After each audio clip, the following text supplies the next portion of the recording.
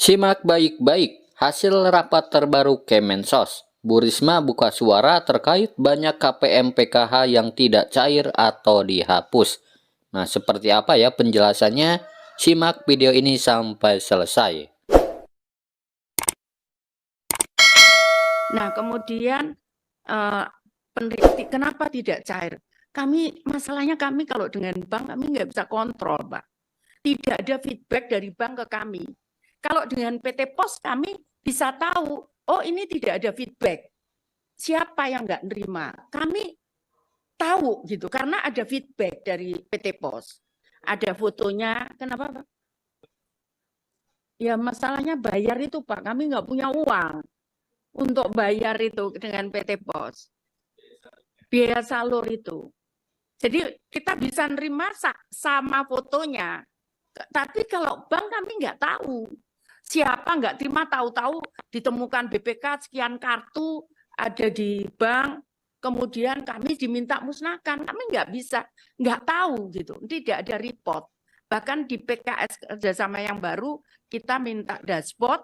Dashboardnya hanya menyampaikan bahwa ini tersalur sekian. Tapi who is who-nya itu siapa BNBA-nya itu kami nggak tahu, nggak bisa. Seperti itu. Nah, kemudian yang untuk RST, Pak, sebetulnya kami mengusulkan 20.000 yang ditambahan. Tapi kami coba lakukan, saya sangat paham, itu memang betul, Pak. Karena kalau yang tadi pena, itu kemarin, Pak, terima pena, dia pendapatannya sudah di atas 5 juta, 6 juta. Tapi dia nggak bisa perbaiki rumahnya. Rumahnya kayak kandang kambing, ya orang survei, langsung disurvei masih miskin gitu. Meskipun lagi nggak mungkin kan Pak, dia nabung 27 juta, kalau dia bisa nabung 1 bulan 1,5 juta. Berarti hampir 10 bulan dia baru bisa, 15 bulan baru dia bisa memperbaiki rumahnya. Nah masalahnya adalah sudah disurvei selama 10 bulan itu. Nah, itu jadinya seolah-olah dia masih sebetulnya pendapatnya tumbuh tinggi. Cuman dia harus nunggu nabung uang untuk dapat memperbaiki rumah. Karena itu kemarin saya sampaikan akhirnya di beberapa lokasi yang miskin ekstrem itu kita bantu untuk perbaikan rumah. Nah, kemudian jadi kekurangan anggaran insya Allah kami akan lakukan. Jadi begini Pak, saya tolong chartnya ini. Tolong chartnya ini. Chart yang ini. Chart. Saya jelaskan sekaligus menjawab pertanyaan Pak Ketua.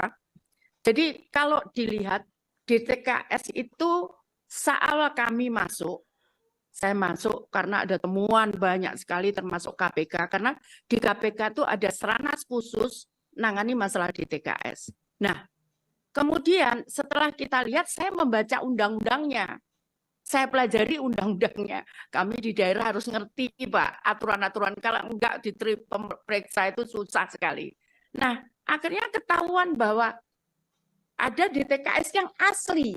Yang asli itu kalau daerah tidak, karena di undang-undangnya. Jadi ini, Pak, saya bisa jelaskan. Jadi begini, Pak, itu usulan dari daerah, Pak. Jadi DTKS itu sebetulnya sesuai Undang-Undang Fakir Miskin itu sangat demokratis, Pak. Dan bukan survei. Daerah kalau mengusulkan sekarang ini harus ada NIK-nya, nama alamatnya harus jelas. Kenapa? Karena dia harus masuk ke Dukcapil sebelum masuk ke saya.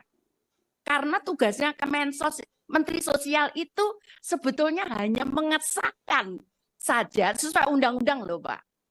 Sesuai undang-undang hanya mengesahkan usulan dari daerah. Jadi saya nggak berat.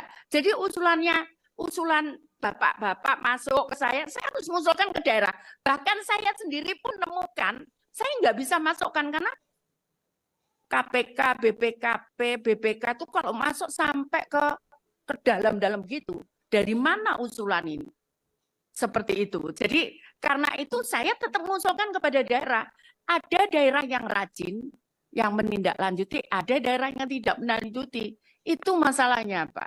Nah, Ibu, saya sekalian mau klarifikasi ya soal ini. Karena kami temukan di lapangan, terutama untuk madrasah. apa? Madrasah. Madrasah.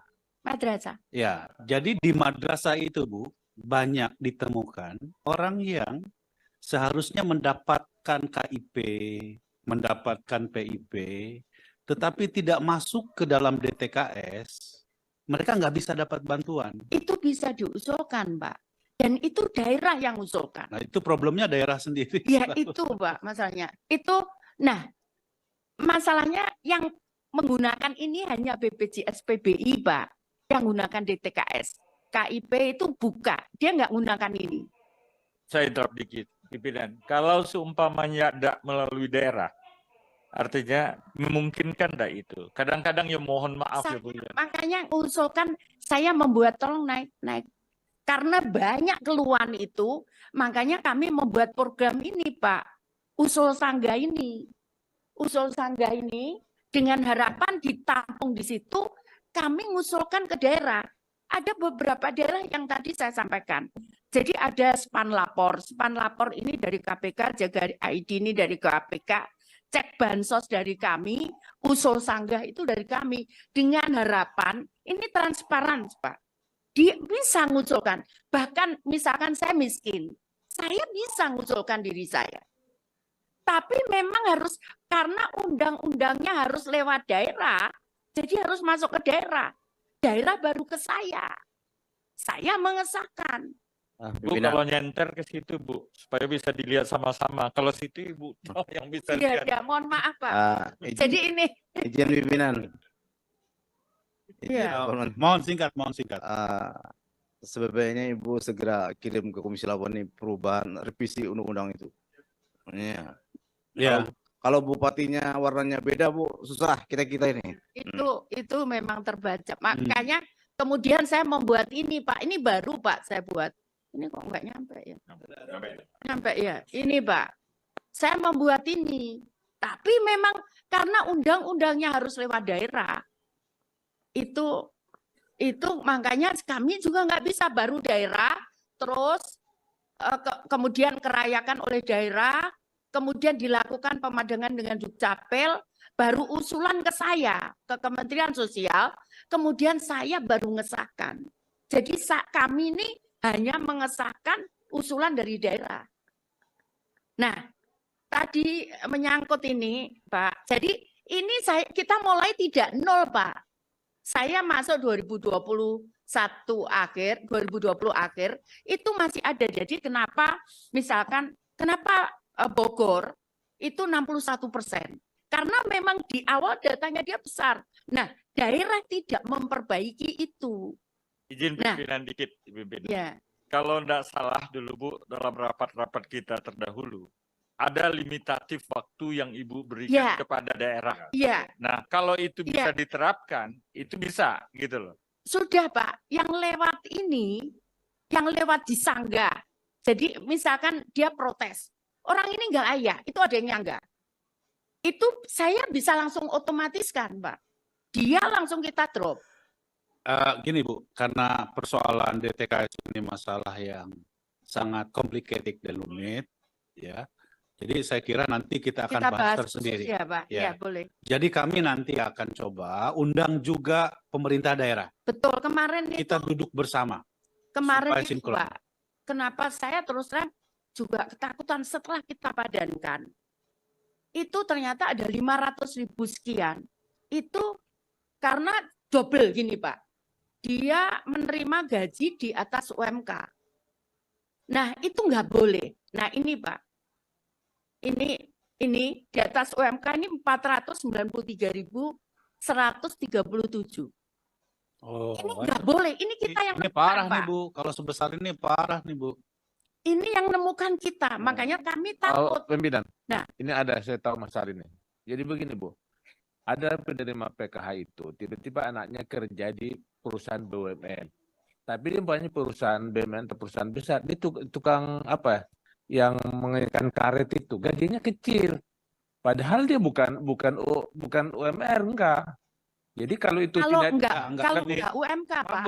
Kalau ini di atas UMK Pak, jadi udah nggak apa ini? udah nggak layak. Ya, di dalam sistemnya itu orang itu kerja di perusahaan BUMN. Perusahaan itu banyak tingkatannya. Ada yang pegawai, ada honorer. Nah, anaknya itu yang kerja di situ, cuma gajinya 2 juta. Tiba-tiba di stop itunya PKH-nya, anaknya masih sekolah 3. Jadi tidak bisa hanya karena dia di perusahaan BUMN seolah-olah itu gajinya Jadi karena itu mungkin Ya, Bu, nanti kita perlu perdalam, dalam lagi Ya, Ya, masalahnya ada sesi Pak, khusus. masalahnya tuh kalau saya tidak temukan, itu juga ditemukan BPK. Ya, ya. Dia malah suruh kembalikan. Itu yang kami. Jadi BPK tuh masuk ke sini, Pak.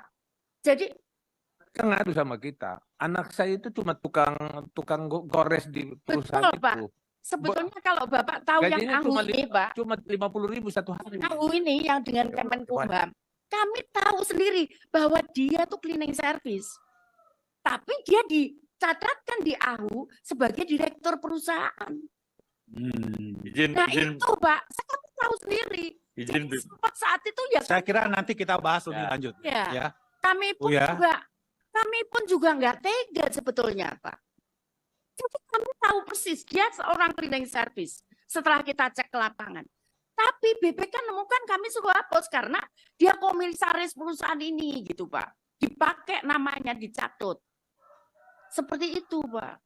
Oke. Jadi sebetulnya kami pun tahu. Jadi kalau kami cek di lapangan, BPK temukan, kami cek Pak di lapangan. Kondisinya seperti apa. Oke. Seperti itu. Karena kalau kalau enggak benar kan kami juga kasihan, sampai sekali juga ngomong, ini cleaning service loh Pak. Tapi saya ngomong kalau Bapak ya udah saya bilang.